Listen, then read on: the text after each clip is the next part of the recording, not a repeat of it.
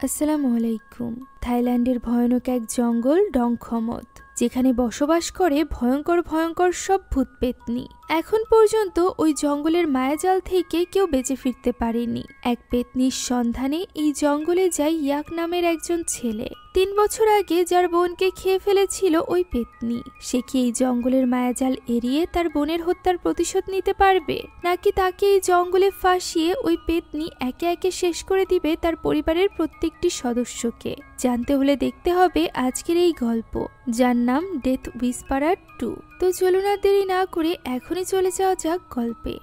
গল্পটি শুরু হয় 150 বছরেরও বেশি আগে থাইল্যান্ডের একটা যুদ্ধের ময়দানে। 1854 সালের দৃশ্য আমরা দেখতে পাই, যেখানে কিছু থাই যোদ্ধারা যুদ্ধ শেষ করে ময়দান থেকে বের হচ্ছিল। এখানে একটা ছেলে বেশ আহত ছিল। সে তার বন্ধুদেরকে বলে সে যদি মারা যায় তাহলে তারা যেন তার স্ত্রীকে গিয়ে জানায় যে সে তাকে কতটা ভালোবাসতো। একথা বলতে না বলতেই আচমকাই তার উপর কেউ গুলি চালায়। দেখা যায় অপরপক্ষ আবারও হামলা করেছে তাদের উপর। এই কয়েকজন মাত্র থাই যোদ্ধারা অপরপক্ষের সাথে একদমই পেরে উঠছিল না। এর উপর ময়দানের বিভিন্ন স্থানে পোতা ছিল মাইন, যার ফলে যোদ্ধারা সবাই কোপকাত হয়ে যায়। আমরা দেখতে পাই পোয়াং নামের এক যোদ্ধা প্রায় মৃত অবস্থায় পড়ে আছে। সে দেখতে পারছে যে অন্য পক্ষের লোকেরা এসে তার বাকি যোদ্ধা সাথীদেরকে মেরে ফেলছে। সে বুঝতে পারছিল যে তার মৃত্যু নিশ্চিত, তাই সে বন্দুকটা তুলে নিতে যায় যাতে করে সে নিজেই নিজেকে শেষ করে দিতে পারে। এমন সময় সে ঝোপঝাড়ের কাছে কাউকে একটা দেখতে পায়। এটা ছিল সেই পেত্নী যে কিনা মৃত্যুর গান শোনাতো। পেত্নীটি এগিয়ে আসে পোয়াংয়ের কাছে। ততক্ষণে আরেকজন যোদ্ধাও পোয়াংকে দেখে ফেলেছিল, তবে সে পোয়াংকে মারার আগেই সময় যেন থমকে যায়। পেত্নীটি পোয়াংকে বলে যে পোয়াং যদি বাঁচতে চায় তাহলে সে তাকে সাহায্য করতে পারে। এর জন্য পোয়াংয়ের ভেতরে পেত্নীকে ঢোকাতে হবে। পোয়াং এতে রাজি হয়ে যায়। তখন পেত্নীটি নিজের জিহবা কেটে সেটা ঢুকিয়ে দেয় পোয়াংয়ের মুখে। পোয়াং এতে করে ছটফট করতে আরম্ভ করে। অন্যদিকে আমরা ওই যোদ্ধাদেরকে দেখতে পাই যারা কিনা নিজেরাই নিজেদেরকে মেরে ফেলছিল। তারা সকলে মারা গেলে পোয়াং বেঁচে যায়। সে যেন সুস্থ হয়ে উঠেছিল। উঠে দাঁড়াতেই সে নিজের সামনে ওই পেত্নীকে দেখতে পায়। দৃশ্য চলে আসে বর্তমানে, অর্থাৎ প্রথম মুভি যেখানে শেষ হয়েছিল সেই টাইম লাইনে 1975 সালে। ইয়াম ইতিমধ্যে মারা গিয়েছে, তবে ওই দিন গুলি লাগার পরও পাফান বেঁচে গিয়েছিল। পাফান এবং ইয়ামের বড় ভাই অর্থাৎ ইয়াক মিলে এখনো পর্যন্ত খুঁজে বেড়াচ্ছিল ওই পেত্নীকে। এরকম ভাবেই খুঁজতে খুঁজতে সে চলে আসে একটা বাড়িতে, যেখানে একজন লোককে বশ করে রেখেছিল একটা শয়তান। তাকে এইভাবে নিজের ক্ষতি করতে দেখা মাত্রই ইয়াক বুঝে যায় এটা ওই পেত্নী নয়, তবুও লোকটিকে তাদের বাঁচাতে হবে। এ কারণে সে প্রস্তুতি নিচ্ছিল। এমন সময় লোকটি বলে ওঠে যে ইয়াক ওই পেত্নীকে মৃত্যুর আগ পর্যন্ত খুঁজে পাবে না, যে কিনা তার বোনকে খেয়েছিল। একথা শুনে ইয়াকের ভীষণ রাগ হয়ে যায়। তাই তো সে শুধুমাত্র পবিত্র পানি রেখে পাফানের হাতে দিয়ে দেয় বন্দুক। পাফান বন্দুকটি নিয়ে নিচে চলে যায় এবং নিচে নামার সিঁড়িটি খুলতে শুরু করে যাতে করে এটা সে উল্টে দিতে পারে। এর ফলে নাকি ওই শয়তান কনফিউজড হয়ে পড়বে।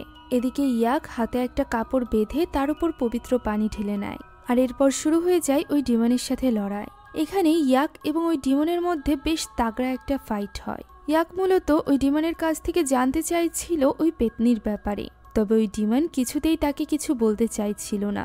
এমনকি এক পর্যায়ে তো ওই শয়তান সেখান থেকে পালানোর চেষ্টাও করে, তবে সিঁড়ি উল্টে দেওয়ার কারণে সে একটা ভ্রমের মধ্যে পড়ে যায়, যার ফলে সে নিচে নামতে পারে না। তখনই পাফান নিচে একটা শোল মাছ দেখতে পায়, যেটা সে ওই পরিবারের কাছ থেকে চেয়ে নেয়। এদিকে ওই ডিমনকে কুপকাত করে ফেলেছিল ইয়াক। তখন সেখানে চলে আসে পাফান। পাফান ইয়াকের হাতে তুলে দেয় ওই বন্দুক, যার মধ্যে ছিল ওই বিশেষ গুলি যা দিয়ে ডিমনকে মারা যেত। এটা দেখে এবার ওই শয়তান ভয় পেতে শুরু করে। তখন ইয়াক তার সাথে একটা ডিল করে যে সে যদি ওই পেত্নীর ব্যাপারে তাকে জানায় তাহলে ইয়াক তাকে আরেকটি শরীর দেবে এই শরীর থেকে বের হয়ে চলে যাওয়ার জন্য। শয়তানটি এতে রাজি হয়ে যায় এবং বলে সে ওই পেত্নীর ব্যাপারে অত কিছু তো জানে না, তবে সে শুধুমাত্র জানে যে লোকটির কাছে পেত্নী বাঁধা, সেই লোকটি ডংখমত নামের এক পাহাড়ি ভয়ঙ্কর জঙ্গলে থাকে। একথা শুনে ইয়াক এবার তার সামনে ওই শোল মাছটা দিয়ে দেয়, যার মধ্যে ঢুকে যায় ওই শয়তানটি। ফলে লোকটি বেঁচে যায়। তবে ইয়াক তার প্রমিস রাখে না।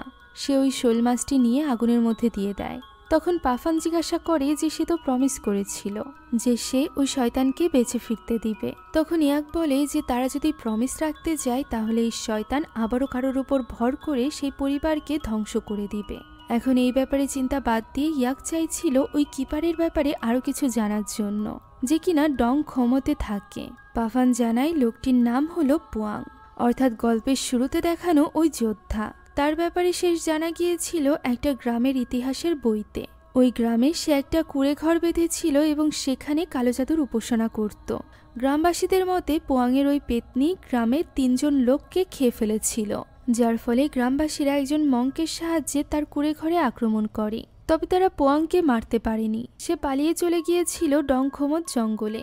এটা এমন একটা পাহাড়ি জঙ্গল যেখানে রয়েছে বিভিন্ন ধরনের সুপারন্যাচারাল বিং, যেখানে প্রবেশের মানে হলো ভূতদের সেনাদের সাথে লড়াই করা। অল্প বয়সে পাফান নাকি একবার সেখানে গিয়েছিল, অনেক কষ্টে সে নিজের জীবন বাঁচিয়ে নিয়ে সেখান থেকে ফিরেছিল। তবে তারা কোনো মতে যদি বেঁচে ওই জঙ্গলের ভেতরে যেতে পারে এবং পোয়াংয়ের খোঁজ পেতে পারে তাহলে হয়তোবা তারা ওই পেতনিকেও খুঁজে বের করতে পারবে, যে কিনা গত 3 বছর যাবৎ কোথাও একটা গা ঢাকা দিয়ে আছে। সে শুধুমাত্র গর্ভে থাকা বাচ্চাদেরকেই এখন খাচ্ছে। বাচ্চারা জন্ম নিচ্ছে পেট ফোলা অবস্থায়, যাদের পেটের ভেতরে কোনো রকম কোনো অর্গান পাওয়া যাচ্ছে না। তবে ইয়াক নিশ্চিত খুব শীঘ্রই ওই পেতনি আবারও তার আসল রূপে চলে আসবে এবং বড়দের উপরও হামলা করতে শুরু করবে। তার আগেই ইয়াককে তাকে আটকাতে হবে। তবে সে চাইছিল না পাফান তার সাথে আসুক। আগে একবার তাকে সাহায্য করতে গিয়ে পাফান প্রায় মরতে মরতে বেঁচেছে, তাই সে চাইছিল পাফান যেন এখানে থেকে ইয়াকের পরিবারের খেয়াল রাখে। তবে পাফান এতে রাজি হয় না, কেননা সে জানতো ইয়াক যদি একা ওই জঙ্গলে যায় তাহলে সে কখনোই বেঁচে ফিরতে পারবে না। ইয়াকও এবার তার কথা মেনে নেয়। তবে সে ওই জঙ্গলে যাওয়ার আগে শেষবারের মতো নিজের পরিবারের সাথে দেখা করে যেতে চাইছিল। তখন আমরা ইয়াকের পরিবারকে দেখতে পাই, যারা কিনা ইয়াদের বিয়ে নিয়ে ভীষণ খুশি ছিল। মূলত ইয়াদ একজন ছেলেকে অনেক পছন্দ করত, যার সাথে খুব শীঘ্রই তার বিয়ে হতে চলেছিল, যার দিনক্ষণ ঠিক করা হচ্ছিল তার বাড়িতে। এখানে ইয়াদের হবু হাজবেন্ড সকলের কাছ থেকে দোয়া চাওয়ার পর সকলকে প্রমিস করছিল যে সে ইয়াদের খেয়াল রাখবে। তখনই সেখানে চলে আসে ইয়াদের বড় ভাই ইয়াক। ইয়াক সেখানে সেই ছেলেটিকে একটু ভয় দিয়ে নেয় যে সে যদি তার ছোট বোনের খেয়াল না রাখে তাহলে ইয়াক তার এমন অবস্থা করবে যে যৌতুকের টাকার থেকেও বেশি বিল হবে তার হসপিটালে। তখন ছেলেটি ভয়ে ভয়ে বলে যে সে ইয়াদের নিজের জীবনের শেষ নিঃশ্বাস পর্যন্ত খেয়াল রাখবে এবং তাকে ভালোবাসবে। এই কথা শুনে সকলে খুশি হয়ে যায় ইয়াকও। তাই তো সে ছেলেটিকে জড়িয়ে ধরে। ছেলেটিও এবার হাঁপ ছেড়ে বাঁচে। এখন ওই রাতের দৃশ্য আমরা দেখতে পাই, যেখানে ইয়াকের বাবা তাকে বলে যে ইয়ামের মৃত্যুর পর থেকে ইয়াক তাদের পরিবারের সাথে একটা রাতও থাকেনি। তাই তার বাবা এসব ভূত ধরা বাদ দিয়ে তাদের পরিবারের সাথে একটা শান্তিপূর্ণ জীবন কাটাতে বলে। তখন ইয়াক তাকে মনে করিয়ে দেয় যে মিস্টার পুত তাকে বলেছিল যে এই পেতনিটি হলো একটা প্রতিশোধ পরায়ণ পেতনি, সে নিশ্চয়ই আবারও ফিরে আসবে। তাই ইয়াক চাই সে ফিরে আসার আগেই ইয়াক যেন তাকে শেষ করে দিতে পারে। এই ব্যাপারে সে কারোর কোনো কথা শুনবে না।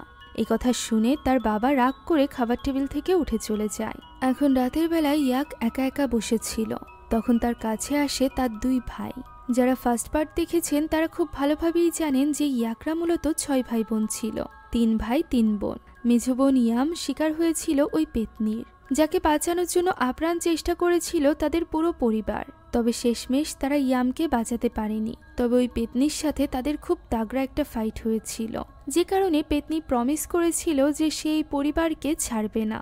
3 বছর হয়ে গিয়েছে এই ঘটনার, তাই তো পরিবারের বাকি সদস্যদের মনে হচ্ছিল যে ওই পেতনি হয়তো বা আর ফিরে আসবে না। এই ব্যাপারেই 2 ভাই বোঝানোর চেষ্টা করছিল ইয়াককে। তারা এটাও জানায় যে তাদের বাবা মুখে স্বীকার না করলেও সেই ইয়ামের মৃত্যুর পর থেকে সন্ধ্যা হলেই বন্দুক নিয়ে বসে পড়ে। সে সারা রাত ঘুমায় না, দরজার কাছে থেকে দরজা চৌকি দেয় যাতে করে তাদের পরিবারের কোনো ক্ষতি না হয়। এখনো পর্যন্ত রাত নামতেই তাদের অনুভব হয় যেন বাইরে থেকে কেউ তাদের দিকে তাকিয়ে আছে। এসব নিয়েই তারা 3 ভাই কথা বলছিল। এমন সময় সেখানে চলে আসে 2 বোন। খুব শীঘ্রই ইয়াদের বিয়ে হতে চলেছিল, তাই তারা চাইছিল না ইয়াক এই মুহূর্তে এই ধরনের কোনো মিশনে যাক। তবে ইয়াক প্রমিস করে যে সে ঠিকই ফিরে আসবে এবং ইয়াদের বিয়ের সময় সে উপস্থিত থাকবে। এই প্রমিস করে সে পরদিন সকালেই রওনা দেয় ডং ক্ষমতের উদ্দেশ্যে। তবে মাঝপথেই একটা বাজারে এসে তাদের গাড়িটি নষ্ট হয়ে যায়। কেউ তাদেরকে গাড়ি ভাড়াও দিতে চাইছিল না ডং ক্ষমতের কথা শুনে। ফলে বাজারের একটা দোকানে বসে ইয়াক এবং পাফান বুঝতে পারছিল না যে তারা ওই জঙ্গলে কিভাবে যাবে। তখনই সেখানে একজন লোক আসে। লোকটির নাম ছিল লুছাই। লুছাই জানায় সেও ডংখমতে যেতে চলেছে, তাই তারা চাইলে তার সাথে যেতে পারে। ইয়াক তখন হেসে দিয়ে বলে যে সে কি সেখানে জঙ্গলি জানোয়ার শিকার করতে যাচ্ছে। উত্তরে লুছাই বলে যে না, বরং সে সেখানে যাচ্ছে পোয়াংয়ের পেতনিকে শিকার করতে। পাফানের কারণ জিজ্ঞাসা করলে লুছাই জানায় যে ওই গ্রামের ইতিহাসে লেখা ওই 3 গ্রামবাসী যাদেরকে ওই পেতনি খেয়ে ফেলেছিল তারা মূলত লুছাইয়ের পূর্বপুরুষ ছিল, আর তখন থেকেই লুছাইয়ের পরিবার ওই পেতনিকে শেষ করে দেওয়ার জন্য প্রতিজ্ঞাবদ্ধ। যেহেতু তাদের দুটো দলেরই উদ্দেশ্য একই ছিল, তাই তারা আর দেরি করে না। তখনই তারা লুছাইয়ের গাড়িতে করে রওনা দেয় জঙ্গলের উদ্দেশ্যে। তাদের সাথে একজন শামান এবং হান্টারও ছিল, যার সাহায্যে তারা ওই জঙ্গলে থাকা বিভিন্ন ধরনের ভূত পেতনির হাত থেকে বাঁচতে পারবে। লুসাই এবং ওই শামানের সাথে ছিল আরও 3 জন ব্যক্তি, যাদের মধ্যে থেকে 2 জন ছিল লুসাইয়ের ভাইপো স্যাম এবং নাউইন। সেই সাথে ছিল একজন পোর্টার খম। এখন যাওয়ার সময় স্যাম ইচ্ছা করে ইয়াককে খোঁচাতে থাকে। সে এখানে ওই পেতনির ইয়ামকে খেয়ে ফেলা নিয়ে মজাও করে, যেটা শুনে ইয়াক ভীষণ রেগে যায়। পরবর্তীতে অবশ্যই লুসাইয়ের কথা মতো স্যাম তাকে সরিও বলে। এখন জঙ্গলে পৌঁছে তারা সকলে গাড়ি থেকে নেমে পড়ে। গাড়ি থেকে নেমে স্যাম চলে যায় নিজেকে হালকা করতে, যা দেখে পাফান তাকে মনে করিয়ে দেয় যে জঙ্গলে এই ধরনের কিছু করার আগে জঙ্গলের দেবতার কাছ থেকে পারমিশন নেওয়া দরকার। তবে স্যাম তার কথায় গুরুত্ব দেয় না। এখন জঙ্গলের ভেতরে প্রবেশের আগে পাফান পূজা করে এবং দেবতার কাছ থেকে পারমিশন নেওয়ার চেষ্টা করে। তবে পাফান যখন একটা ছুরি দিয়ে আঘাত করে পারমিশন নেয় তখন দেবতা তাকে পারমিশন দেয় না, আর যখনই ইয়াক এটা করার চেষ্টা করে তখনই সাথে সাথে দেবতা তাকে পারমিশন দিয়ে দেয়। এরপর তারা সকলে মিলে জঙ্গলের ভেতরে প্রবেশ করে। তবে এই সব কিছু মাথায় ঢুকছিল না স্যাম এবং নাউইনের। বিশেষ করে স্যাম তো এই সব কিছুতে বিশ্বাসই করতো না। তবে তারা চলে যাওয়া মাত্রই আমরা দেখতে পাই মাটিগুলো আপনা আপনি সরে যাচ্ছে, অর্থাৎ এই জঙ্গল সত্যিই ভুতুড়ে ছিল। তারা জঙ্গলের ভেতর দিয়ে এগোচ্ছিল এবং এই জঙ্গলে থাকা বিভিন্ন ধরনের ভৌতিক ক্রিয়েচার নিয়ে কথা বলছিল।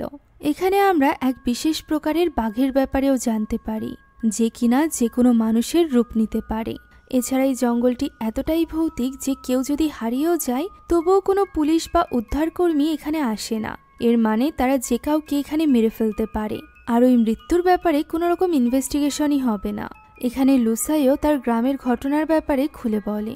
1893 সালে যখন তার পূর্বপুরুষেরা পোয়াংয়ের ওই কুঁড়েঘর পুড়িয়ে দিয়েছিল তখন পোয়াং একদমই পাগলের মতো হয়ে উঠেছিল। আমরা দেখতে পাই ওই কুঁড়েঘরের ভেতরে সুতো দিয়ে কিছু একটা বানানো ছিল। সেটাতে আগুন লাগা মাত্রই পোয়াং একদমই রেগে যায়। সে সকলকে উদ্দেশ্য করে বলে যে তারা জানে না তারা কত বড় ভুল করে ফেলেছে। তখন ভেতরে ওই পেতনিকেও দেখা যায়, যে কিনা ওই কুঁড়েঘরের ভেতরে দাঁড়িয়ে হাসছিল। পোয়াং ছুটে চলে যায় কুঁড়েঘরের ভেতরে। তখনই কুঁড়েঘরটি ভেঙে পড়ে। এরপর থেকে পোয়াংকে আর কেউ কখনো দেখেনি। তবে ওই পেতনি এখনো পর্যন্ত লুসাইয়ের পরিবারের পেছনে পড়ে আছে। এই কারণেই লুসাই পোয়াংকে খুঁজে তার পরিবারকে এই অভিশাপ থেকে মুক্ত করতে চায়। এখন এইভাবে কথা বলতে বলতেই তারা জঙ্গলের বেশ ভেতরটাতে চলে এসেছিল, যেখানে একটা স্থানে এসে ওই শামান দাঁড়িয়ে পড়ে। আশেপাশের পরিবেশ বেশ ভৌতিক হয়ে ওঠে। চারিপাশ থেকে কিসের যেন একটা ডাক ভেসে আসছিল। এমন সময় তারা লক্ষ্য করে তাদের সামনে চলে এসেছে একটা কোবরা সাপ। পাফান বলে তারা যেন সবাই নিজ নিজ জায়গায় স্তব্ধ হয়ে দাঁড়িয়ে থাকে। তাদের মনে হচ্ছিল এটা একটা সাধারণ কোবরা সাপ, তাই তারা নড়াচড়া না করলে এই সাপ তাদেরকে কিছু করবে না। কিন্তু দেখা যায় সাপটি তাদের সামনে গিয়ে ফেনা তুলে দাঁড়িয়ে আছে। এর মানে পাফান বুঝতে পারে এই জঙ্গলের রক্ষক কোনোভাবেই চাইছে না তারা এই জঙ্গলের মধ্যে প্রবেশ করুক, তাই তো এই সাপ এসেছে তাদেরকে সতর্ক করতে। এই কথা শুনে ওই শামান সামনের দিকে এগিয়ে যায় এবং ওই সাপকে উল্টোপাল্টা বলতে থাকে তাদেরকে পথ আটকানোর জন্য। তখনই সাপটি তাকে ছোবল মারে, যার ফলে শামান ছটফট করতে করতে মারা যায় এবং স্যাম ওই সাপের উপর গুলি চালায়। এতে করে বাকিরা তার উপর ভীষণ রেগে যায়। এবার আর জঙ্গলের রক্ষক বা দেবতা যাই বলা হোক না কেন, সে স্যামকে জীবিত রাখবে না এটা নিশ্চিত। তবে স্যাম এতে কিছুতেই ভয় পায় না। এদিকে লুসাই তো এটা ভেবে ভয় পাচ্ছিল যে তাদের সাথে এখন আর কোনো শামান নেই। তারা কিভাবে এখন জঙ্গলের ভূতের হাত থেকে বাঁচবে, কেননা পাফান এবং ইয়াক তো কিছুতেই তাদেরকে নিজের সাথে নিতে চাইছিল না। তাদের মনে হচ্ছিল স্যামের কারণে তারা কোনো না কোনো বিপদে পড়বে। এ কথার প্রতিউত্তরে স্যাম আবারও ইয়াককে উল্টোপাল্টা কথা বলতে থাকে, আবারও ইয়ামের মৃত্যু নিয়ে মজা করতে থাকে। এবার আর ইয়াক চুপ থাকে না, সে তাকে মেরে বন্দুকের টার্গেটে নিয়ে নেয়। আর এরপর বলে তার বোনের মৃত্যু কোনো মজার বিষয় নয়, দ্বিতীয়বার যদি সে এরকম কিছু বলে তাহলে ইয়াক তাকে ছাড়বে না। এরকমই হুমকি দিয়ে ইয়াক তাকে ছেড়ে দেয়। আর এরপর তারা আবারও সামনে এগোতে শুরু করে। প্রায় সন্ধ্যা নেমে আসছিল এবং চারিদিকে ওই অদ্ভুত ডাক আরও সময়ের সাথে সাথে বাড়ছিল, যা শুনে পাফান বুঝতে পারে যে এই ক্রিয়েচারগুলো প্রথম থেকেই তাদের উপর নজর রেখে আছে। রাতের বেলা তারা নিশ্চয়ই হামলা করবে। তখনই আচমকা ইয়াকের পেছনে কিছু একটা নামতে দেখা যায়, তবে সেদিকে ফিরতেই কিছুই দেখতে পায় না ইয়াক সহ বাকিরা, যে কারণে তারা ঠিক করে যে এই রাতের অন্ধকারে তারা আর সামনের দিকে এগোবে না, বরং একটা উঁচু প্ল্যাটফর্ম বানিয়ে এখানেই ক্যাম্পিং করবে। অন্যদিকে আমরা ইয়াকের বাড়ির দৃশ্য দেখতে পাই, যেখানে সন্ধ্যার পর ইয়াকের বাবা একটা হারিকেন নিয়ে বসে পড়ে তার চেয়ারে। এখানেই বসে সে প্রতি রাতে চৌকি দেয় তার বাড়ির সদর দরজার। এমনকি যদি কখনো চোখ লেগেও আসে তবে সামান্য বাতাসের শব্দেও সে জেগে উঠত। এতটাই ভয় ধরে গিয়েছিল পরিবারের প্রত্যেকটি সদস্যদের মনে। তবে আজ রাতের বিষয়টা কিছুটা ভিন্ন ছিল। হারিকেনের জ্বলানিভা দেখেই আমরা এই ব্যাপারে ধারণা করতে পারি। ওই সময় ছোট বোনের চুল মুছে দিচ্ছিল ইয়াদ। তখনই আচমকা অর্থাৎ ওই ছোট বোনের কিছু একটা হয়ে যায়। ইয়াদ দেখতে পাই একগুচ্ছ চুল তার হাতে উঠে এসেছে। তখন ছোট বোনটি খুবই ভয়ানকভাবে ইয়াদের দিকে তাকায় এবং বলে তার কি মনে হয় সে বিয়ে করে তার হাত থেকে বাঁচতে পারবে। একথা বলেই সে ওই রকমটি করতে শুরু করে যেরকমটি ইয়াম তার মৃত্যুর আগে করেছিল। অর্থাৎ ছোট বোন এখানে নিজের দাঁত নিজেই উখড়ে ফেলে এবং ইয়াদকে বলে সে ফিরে এসেছে। একথা শোনা মাত্র ইয়াদ এত বেশি ভয় পেয়ে যায় যে সে দৌড়ে ওই ঘর থেকে বের হওয়ার চেষ্টা করে। তবে দরজাটি আচমকাই তার মুখের উপর বন্ধ হয়ে যায়। আবারও দরজাটি খুলে যায় এবং সেখান থেকে পেতনিটি এসে ইয়াদের গলা চেপে ধরে। ছোট বোনের চিৎকারের আওয়াজ শুনে বাকিরাও সেখানে ছুটে আসে। তারা কেউই ওই পেতনিকে দেখতে পারছিল না। তারা তো দেখছিল ইয়াদ মাটিতে শুয়ে নিজেই নিজের গলা চাপছে। 3 বছর আগের ওই ঘটনার পর থেকে ইয়াদের প্রায় এরকম প্যানিক অ্যাটাক হতো, তবে এবারটা বেশ ভিন্ন ছিল, যে কারণে তার পাশাপাশি তার পরিবারের সকলে ভীষণ চিন্তিত হয়ে পড়ে। এদিকে জঙ্গলের মাঝে বসে পরিবারের ছবি দেখছিল ইয়াক। তারা বেশ উপরে গাছের সাথে দুটো প্ল্যাটফর্ম বানিয়েছিল এবং সেখানেই 3 জন করে বসেছিল।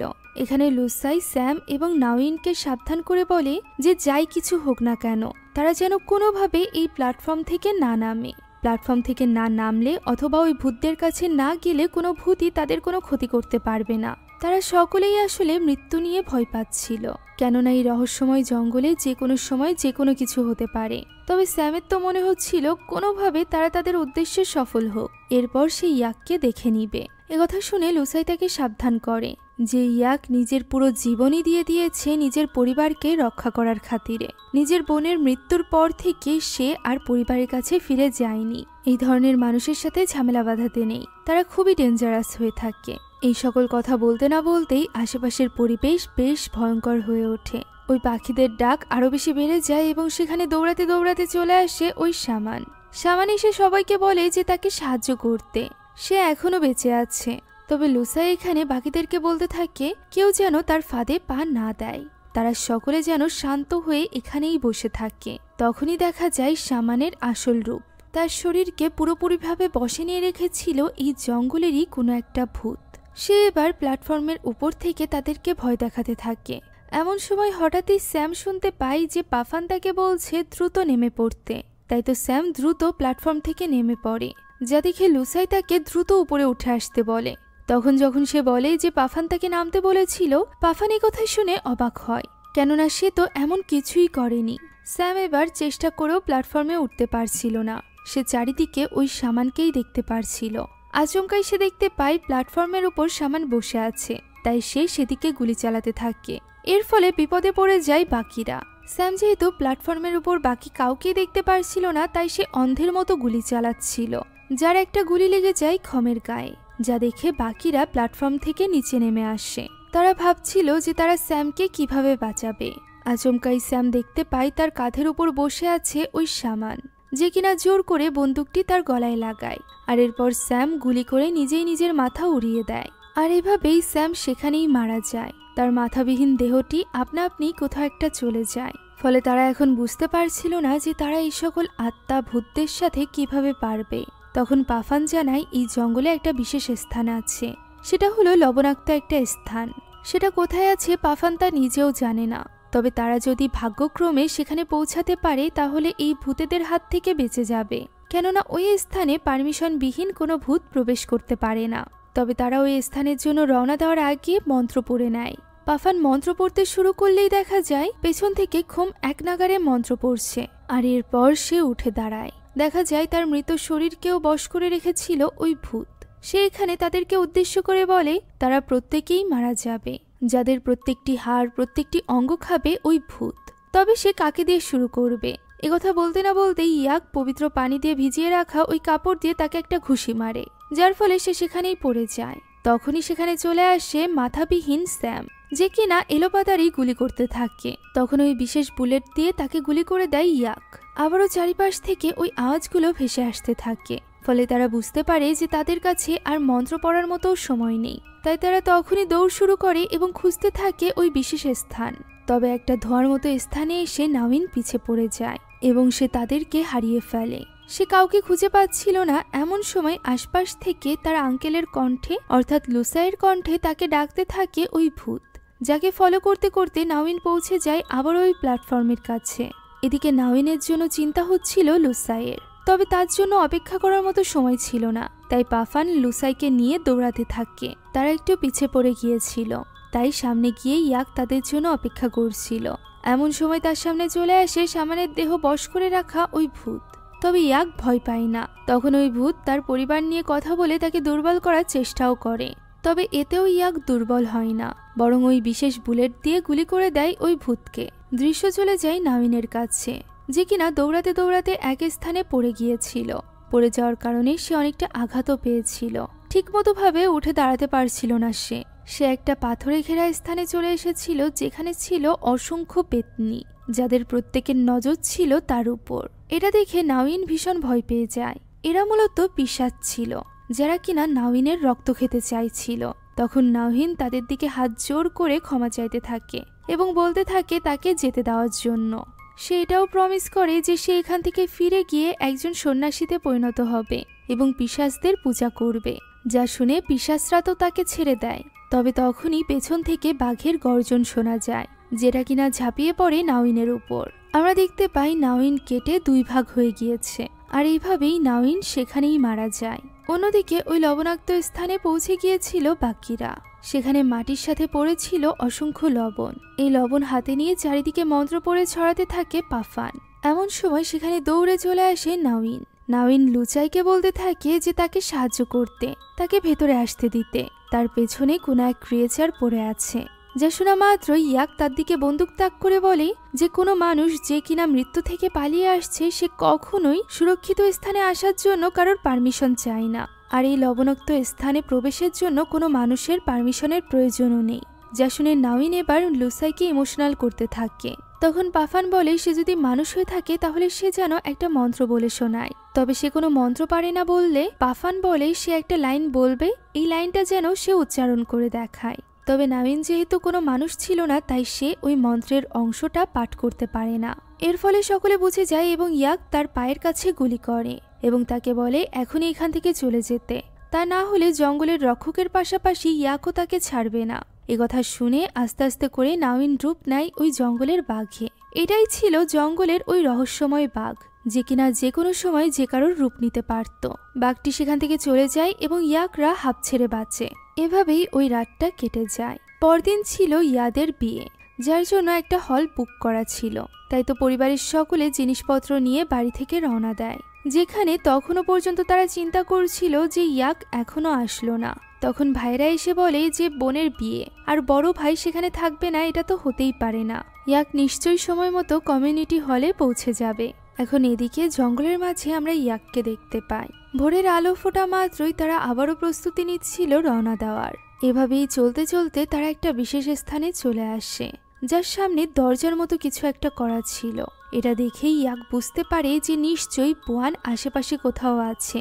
এর ভেতরে গেলেই হয়তো বা তারা পোয়াংয়ের দেখা পাবে। একথা ভেবে তারা তিনজনই ভেতরে প্রবেশ করে এবং অবাক হয়ে যায় এটা দেখে যে ভেতরে তাদের সকলের উদ্দেশ্যে পুতুল বানানো ছিল। সেই সাথে ছিল ওই সকল ক্রিয়েচার অর্থাৎ এতক্ষণ যাবৎ যতগুলো আত্মা অথবা ভূতেরা তাদের উপর আক্রমণ করেছিল তাদের সবাইকে মূলত পোয়াংই পাঠিয়েছিল। ইয়াক এবং লুচাই সেখানে থেকেই সবকিছু দেখছিল। অন্যদিকে পাফান ওই স্থান থেকে বেরিয়ে আশপাশটা দেখছিল যে পোয়াংয়ের দেখা পায় কিনা। এদিকে এই সকল পুতুলের মধ্যে ইয়াক খুঁজে পায় ওই পেতনির পুতুলও, যেটা সে পা দিয়ে মুড়ে পিষে ফেলতে চায়। ওই সময় পাপান ছিল একটা জলাশয়ের কাছে, যেখানে এই জলাশয়ের নর্দমার ভেতর থেকে বেরিয়ে আসে পোয়াং। পোয়াং এখানে ভয়ঙ্করভাবে পাপানের দিকে এগোচ্ছিল, যা দেখে পাপান উপরের দিকে গুলি ছোড়ে। এই আওয়াজ শুনে ইয়াক এবং লুচাইও বুঝতে পারে যে পাপান নিশ্চয়ই কোনো বিপদে পড়েছে। এদিকে পোয়াংয়ের হাতে ছিল পাপানের ভুডু পুতুল। পাপান তাকে সেটা ফেলে দিতে বলে, তবে পোয়াং এটা করে না। তখন পাপান তাকে আটকানোর জন্য গুলি ছোড়ে। সাথে সাথে পোয়াং ওই পুতুলটির গলা চাপতে থাকে, যেটা অনুভব করে পাফান, এবং তার দম বন্ধ হয়ে আসতে থাকে। এর ফলে সে সেখানেই অজ্ঞান হয়ে যায়। এরই মাঝে সেখানে চলে আসে ইয়াক এবং লুচাই। ইয়াক এখানে পোয়াংকে জিজ্ঞাসা করে যে সে কেন ওই পেতনিকে সাহায্য করছে মানুষকে মারার জন্য। তখন পোয়াং বলে সে তো নিজেই 100 বছরেরও বেশি সময় ধরে ওই পেতনিকে হারানোর চেষ্টা করছে। যুদ্ধের সময় নিজের জীবন বাঁচানোর জন্য সে পেতনির ফাঁদে পা দিয়েছিল, কিন্তু খুব শীঘ্রই সে বুঝতে পেরেছিল যে পেতনি মূলত তাকে ব্যবহার করছে নিজের খাদ্য সংগ্রহের জন্য। পোয়াংয়ের মাধ্যমে ওই পেতনি অনেককে খুন করেছে, এমনকি এর থেকে রক্ষা পায়নি পোয়াংয়ের নিজের ছেলেমেয়েরাও, যে কারণে পোয়াংয়ের নিজেরও ওই পেতনির উপর রাগ বাড়তে থাকে। তখন ইয়াক জিজ্ঞাসা করে যে তাহলে সে কেন এখনো পর্যন্ত ওই পেতনিকে হত্যা করেনি। পোয়াং বলে সেই কাজে সফল হয়ে যেত যদি সেদিন গ্রামবাসীরা এসে ওই কুঁড়েঘর পুড়িয়ে না দিত। কুঁড়েঘরের মধ্যে সে মূলত একটা রিচুয়ালের মাধ্যমে পেতনিকে বেঁধে রেখেছিল। খুব শীঘ্রই হয়তো বা ওই পেতনিকে সে শেষও করে দিত, তবে গ্রামবাসীদের বোকামির কারণে সে এই কাজে সফল হয়নি। এরপর থেকে যাতে করে তার মাধ্যমে পেতনি আর কারোর খুন না করতে পারে, এ কারণেই সে পালিয়ে চলে এসেছিল এই জঙ্গলে এবং নিজেকে ওই পেতনির হাত থেকে লুকিয়ে রেখেছে প্রায় 100 বছর ধরে। ওই পেতনি যদি কোনোভাবে তাকে খুঁজে বের করতে পারে, তাহলে পোয়াংয়ের ভেতর থেকে সে নিজের জিহবা নিয়ে নিবে। এর ফলে সে হয়ে উঠবে দ্বিগুণ শক্তিশালী। তখন ইয়াক জিজ্ঞাসা করে যে এত শক্তিশালী পেতনি এখনো কেন তাকে খুঁজে পায়নি, যার উত্তরে পোয়াং তার হাতে থাকা একটা ব্রেসলেট দেখায়। এটা একটা বিশেষ ব্রেসলেট ছিল, যেটা পরে থাকলে ওই পেতনি তাকে দেখতে পেত না। সে এই কথা বলতে না বলতেই আচমকা লুচাই তার ওই হাতই কেটে ফেলে, যা দেখে হতবাক হয়ে যায় ইয়াক নিজেও। আমরা জানতে পারি লুসাই একটা ডিল করেছিল ওই পেতনির সাথে, যাতে করে ওই পেতনি তার পরিবারের সদস্যদের খাওয়া বন্ধ করে দেয়। সে মূলত ওই পেতনির কথাতেই এই জঙ্গলে এসেছিল পোয়াংকে খুঁজে বের করতে, যাতে করে তার কাছ থেকে জিহবা নিয়ে নিতে পারে ওই পেতনি, আর এর বদলে সে লুসাইকে ছেড়ে দিবে। পোয়াং তাকে বোঝানোর চেষ্টা করে যে ওই পেতনি কখনো কথা রাখে না, সে কাউকেই ছাড়বে না, তবে লুসাই তার কথা বিশ্বাস করে না। এমন সময় আবারও ওই ঘুমপাড়ানি গান শুরু হয়ে যায়, যার ফলে ঘুম আটকে রাখতে পারছিল না ইয়াক এবং লুচাই। ইয়াক আগুন জ্বেলে নিজের হাত পুড়িয়ে নিজের ঘুম আটকে রাখার চেষ্টা করছিল। অন্যদিকে লুসাই নিজের পায়ের মধ্যে একটা ছুরি ঢুকিয়ে নিজের ঘুম আটকে রাখার চেষ্টা করছিল। এমন সময় সেখানে পেতনি আসে। পেতনি এসেই আগে পোয়াংয়ের মুখের ভেতরে হাত ঠেলে দেয় এবং তার পেটের ভেতর থেকে ওই জিহ্বার অংশটি বের করে আনে, যেটা সে লাগিয়ে নেয় নিজের বাকি জিহবার সাথে, যা দেখে খুশি হয়ে যায় লুসাই। তবে তার এই খুশি বেশিক্ষণ টেকে না, কেননা ওই পেতনি সবার আগে খুন করে লুসাইকেই। এরপর সে এগোতে থাকে ইয়াকের দিকে। ইয়াক তার উপর গুলি চালায়, তবে এতে কোনো লাভ হয় না। তখনই সে তার ঘুমপাড়ানি ফিসফিসানি গানটি চালু করে দেয়, যার ফলে ইয়াক কিছুতেই নিজের চেতনা ধরে রাখতে পারছিল না।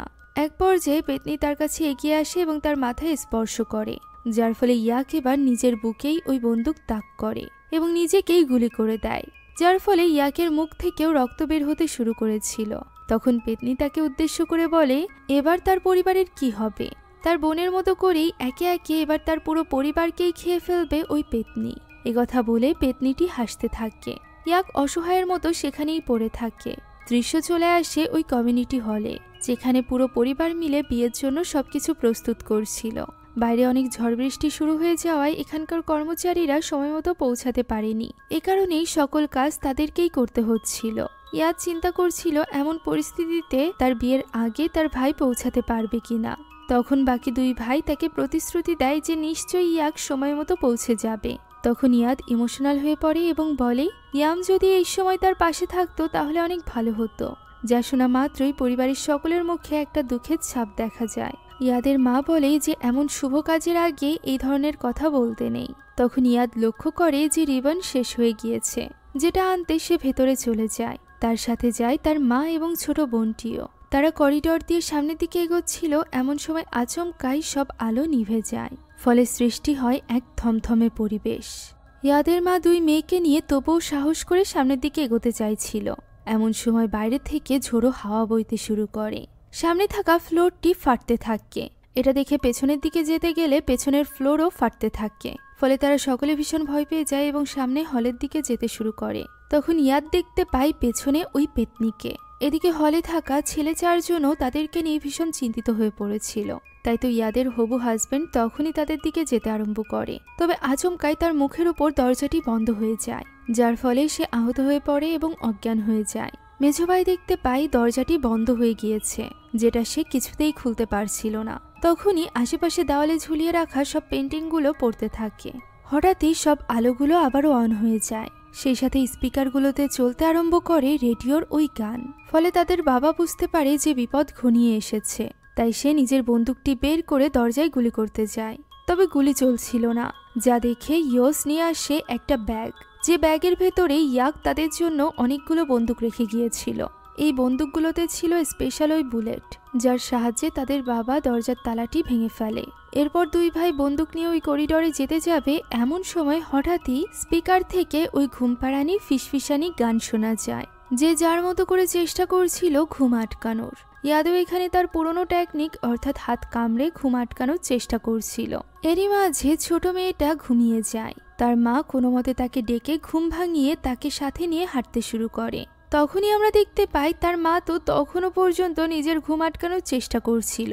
এর মানে ছোট মেয়েটিকে নিয়ে যাচ্ছিল ওই পেতনি। যেটা বোঝা মাত্রই মা কোনো মতে উঠে ছোট মেয়েটার পিছু পিছু যেতে শুরু করে। এরই মাঝে রেডিওতে ওই গানও বন্ধ হয়ে যায়। তাই তো ইয়াদও পিছু করতে থাকে তার মায়ের। এদিকে বাবা ছেলেদেরও হুঁশ ফিরে এসেছিল। তবে তারা কিছু করতে পাওয়ার আগেই পেছন থেকে ইয়াদের হবু হাজবেন্ড অর্থাৎ প্রাদিত তাদের উপর হামলা করে। মূলত তাকে বশ করে রেখেছিল ওই পেতনি। ফলে তার সাথে ফাইট শুরু হয়ে যায় মেজো ভাইয়ের। অন্যদিকে ছোট মেয়ের পিছু পিছু মা চলে গিয়েছিল একটা ভাঙাচোরা জিনিসপত্র রাখার স্থানে। সেখানে সে উপর থেকে তার মেয়ের ডাক শুনতে পায়। এমন সময় মেয়ের পুতুলটি উপর থেকে পড়ে এবং সেটা পরিণত হয় ওই পেতনিতে, যে কিনা মায়ের মাথায় হাত রেখে তাকেও বশ করে নেয়। এতে করে বসে থাকা প্রাদিত ইয়োস অর্থাৎ মেজো ভাইকে আহত করে ফেলেছিল। সে একটা কেচি ঢুকিয়ে মেজো ভাইকে পুরোপুরি শেষ করে দেওয়ার চেষ্টা করছিল। এমন সময় ছোট ভাই বোদ্ধার মূর্তি এনে তার মাথায় মারে, যার ফলে সে সেখানেই অজ্ঞান হয়ে যায় এবং এরপর সে ছুটে যায় তার বাবার কাছে। বাবা এখানে তাদেরকে বলে যে আগে গিয়ে মা বোনকে বাঁচাতে। অন্যদিকে আমরা তাদের মাকে দেখতে পাই, যে কিনা পুরোপুরি ওই পেতনির বসে ছিল এবং হাতিয়ার তুলে নিয়েছিল তাদেরকে মারার জন্য। এদিকে মায়ের সাথে হেঁটে যাচ্ছিল ছোট্ট মেয়েটি। তবে সে কিছু সময়ের মধ্যেই বুঝতে পারে যে এটা তাদের মা নয়। সে যখন আয়নায় দেখতে পায় যে সে একা একা হেঁটে যাচ্ছে, তখনই সে লক্ষ্য করে সে মূলত ওই বৃদ্ধার হাত ধরে হেঁটে যাচ্ছে, যে বৃদ্ধার কারণেই মূলত ইয়াম পোজেস হয়েছিল। অর্থাৎ পোয়াংয়ের পর এই বৃদ্ধাকেই কাজে লাগিয়েছিল ওই পেতনি, যাতে করে বৃদ্ধা তার জন্য খাদ্য আনতে পারে। এখন এই বৃদ্ধা ছোট বোনের মুখের ভেতরে হাত ঢুকিয়ে দেয় এবং তাকে পেতনির কাছে দিয়ে দেওয়ার জন্য জোরপূর্বক তার ভেতর থেকে একটা দাঁত তুলে আনার চেষ্টা করে। তবে কোনো মতে পেছনের দরজা খুলে ছোট বোন তার হাত থেকে বেঁচে যায়। তবু ওই বৃদ্ধা তার পিছু ছাড়ে না। তখন সে একটা ছাতা তার চোখের ভেতরে গেঁথে দেয় এবং সেটা মেলে দিয়ে তাকে আটকে সেখান থেকে দৌড়ে পালায়। সে বুঝতে পারছিল না যে সে কোথায় যাবে। তখনই তার মনে পড়ে যায় যে ইয়াক তাকে একটা স্পেশাল ক্যান্ডি দিয়েছিল। বিপদ বুঝলে সে সেটা খেতে বলেছিল। সে ওই ক্যান্ডিটা বের করে নিজের মুখে দিয়ে দেয়। এমন সময় পেছনের একটা দরজা আপনা আপনি খুলে যায়। ছোট্ট মেয়েটি এটা দেখে খুশি হয় যে সেখানে দাঁড়িয়ে আছে তার মা, কিন্তু তার বুঝতে সময় লাগে না যে তার মা এখন আর নিজের হুঁশে নেই, কেননা তার মা এখানে তার উপর হামলা করে, যা দেখে মেয়েটি পালাতে আরম্ভ করে। তার মাও তার পিছু করতে থাকে। পালাতে পালাতে মেয়েটি একটা হলের কাছে চলে আসে। সেখানে সে বুদ্ধি খাটিয়ে নিজের জুতো দুটো হলের ভেতরে ছুঁড়ে ফেলে, যাতে করে তার মা মনে করে যে সে হলের ভেতরে দৌড়ে পালিয়েছে, আর এটা করে সে সেখানেই লুকিয়ে পড়ে। এই দৃশ্যটা বেশ ভুতুড়ে ছিল। তার মা সেখান থেকে সরা মাত্রই সে লক্ষ্য করে সেখানে বসে আছে ওই বৃদ্ধা। ফলে বাধ্য হয়ে মেয়েটি হলের দিকে দৌড়াতে শুরু করলে পেছন থেকে ওই বৃদ্ধা তাকে ধরে ফেলে। তবুও কোনো মতে সে নিজেকে মুক্ত করে হলের ভেতরে এসে পড়ে। এমন সময় সে দেখতে পায় তার উপরেই রয়েছে তার মা। সে তখনই তার উপর হামলে পড়ে। তখন তাকে কোনো মতে বাঁচায় তার মেঝো ভাই ইয়স। তখন ওই পেতনির বসে থাকা তাদের মা তাদের দুজনের ওপরই হামলা করতে থাকে। ছোট ভাই এসে কোনো মতে তাকে আটকায়। তখন ওই পেতনি তাকে গেঁথে দেয় একটি হাতির মূর্তির দাঁতের সাথে। আর এরপর সে তাকে পুরোপুরিভাবে মারতে যাবে তার আগেই সেখানে চলে আসে ইয়াক। হ্যাঁ, ইয়াক বেঁচে আছে, তার সাথে পাফানো। তাদেরকে এইভাবে জীবিত দেখে ওই পেতনি অবাক হয়ে যায়। তখন ইয়াক জানায় তারা জীবিত আছে পোয়াংয়ের কারণে। পোয়াং প্রথমেই পাফানকে অজ্ঞান করে ফেলেছিল। পাফান বাদেও তার হাতে একটা ভুডু ডল ছিল যেটা ছিল ইয়াকের, এবং সে ওই ভুডু ডলের ওপর রক্ষা কবচের মন্ত্র এঁকে দিয়েছিল।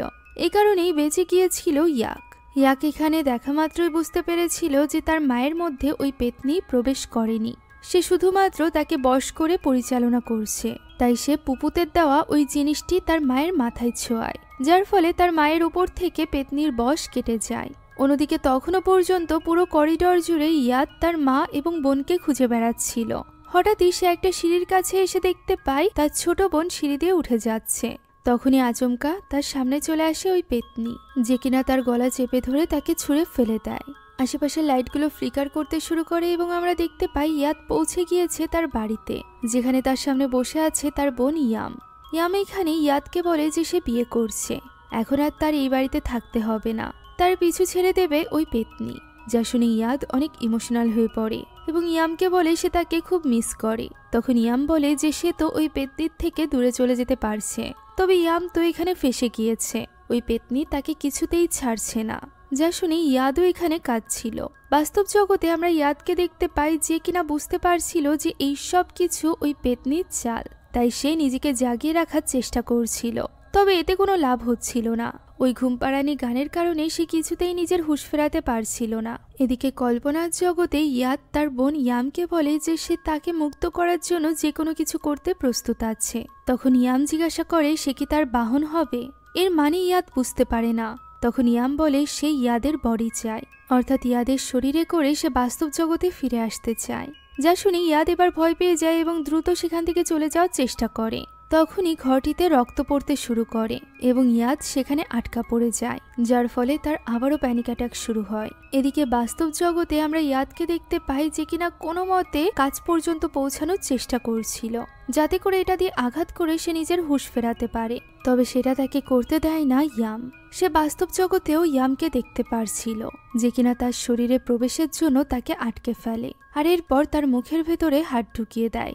আমরা বুঝতে পারি ওই পেতনি ইয়ামের রূপ নিয়ে এসে তার দাঁত তুলে ফেলার চেষ্টা করছে। অন্যদিকে কল্পনার জগতে তাকে রক্তের মধ্যে চুবিয়ে মেরে ফেলছিল ইয়াম, তবে আয়নায় আমরা দেখতে পাই যে বাস্তব জগতে সে নিজেই নিজের দাঁত তুলে ফেলছে, আর সত্যিই সে সেটা তুলে ফেলে, যেটা তুলে বাইরে আনতেই পেতনিটি তার হাত থেকে ওই দাঁতটি নিয়ে নেয়।